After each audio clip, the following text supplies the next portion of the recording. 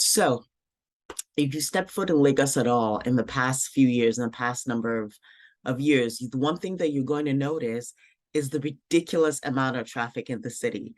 I mean, that the traffic is it's madness. It can take you hours to get from one side of the city to one side of the city to another. It can take you 3, 4 hours, which is insane for any city.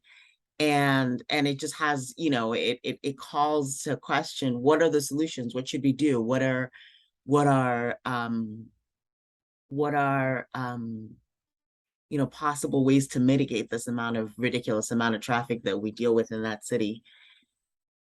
And I mean, there's several models, right? There's the idea of we just need more highways, like it's comparable to sort of like Western cities in the US, for example, like like cities in Texas, like Dallas and Houston, where you have chains of highways, more and more high, or you know, or the other idea is we just need more public transportation, more akin to like New York City or to cities in Europe and things like that. So, what are the best solutions? What are the best ways to manage it? I would say a combination of both. Um, it turns out that highways don't help that much. More highways don't help that much in the long term. In the short term, in cities that have done that, like Los Angeles, like Houston and Dallas, in the short term, it is helpful because all of a sudden there's more highway lanes. And so, it reduces the congestion temporarily. But for some reason, in the long term, it just more business comes in, more consumer business comes in, more residents come in. In the long term, it appears not to really change much because the demand just increases as soon as there's news that there's 5 extra lanes on the highway. Then all of a sudden, more movement just comes to that region. So apparently more highways only reduces the congestion short term. In the long term, it just it stays the same, maybe even gets worse. So but I mean, bottom line, sometimes some of it is needed. Sometimes some highways are needed, but it's not the only solution. And it should be kept in mind that the highways are going to increase the demand. So while you're doing the infrastructure of adding more highway lanes, because this traffic is just too much, you keep in mind that the more highways is also just going to increase the demand because there's going to be more influx of the business and everything else that takes up all those lanes.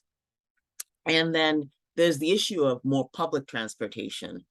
Um, in the long term, that might be more effective, in the sense that it's a way it doesn't, it doesn't use up extra lanes on the highway, it doesn't take up room to make it.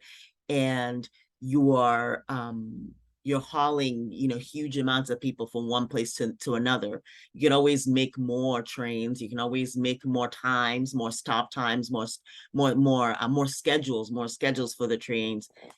Um, and over time, the infrastructure for that should be able to pay for itself if that is taken into consideration. Because some of the issues with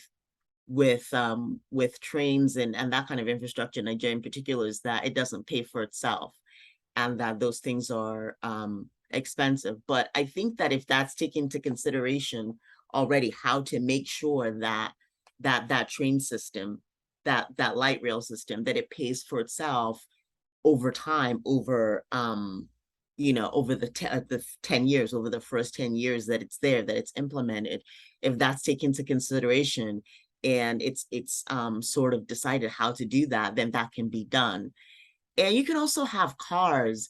So the thing with public transportation like that sometimes is that some people don't want to be on a train where, you know,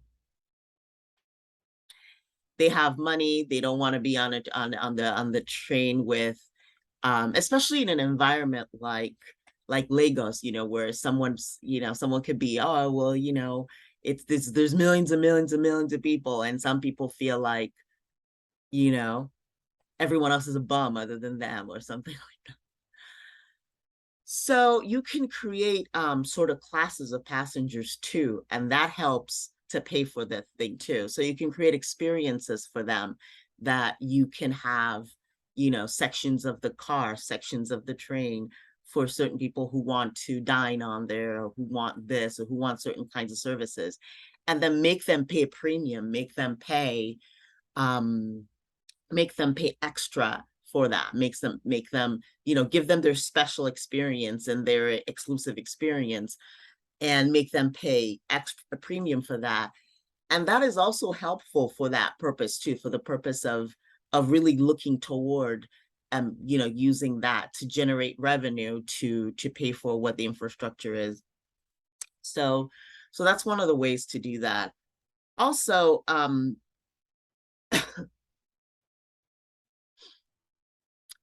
also, you know, it reduces the you know, the carbon emissions and things like that. Fewer cars on the road.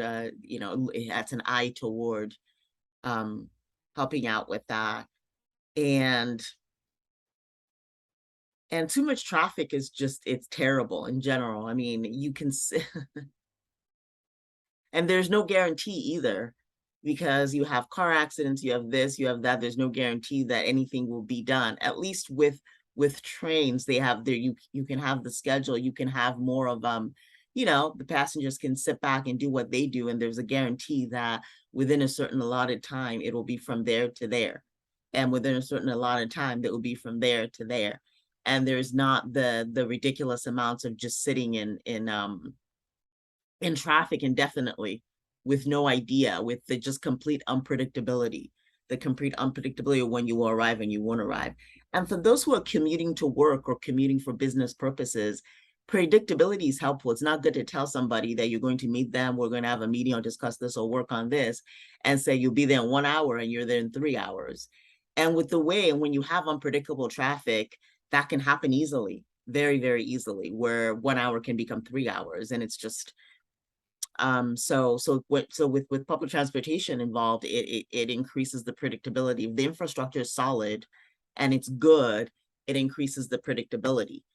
And you can create experiences for people to encourage them, no matter what income bracket they're in, to be willing to take it, to be willing to be part of that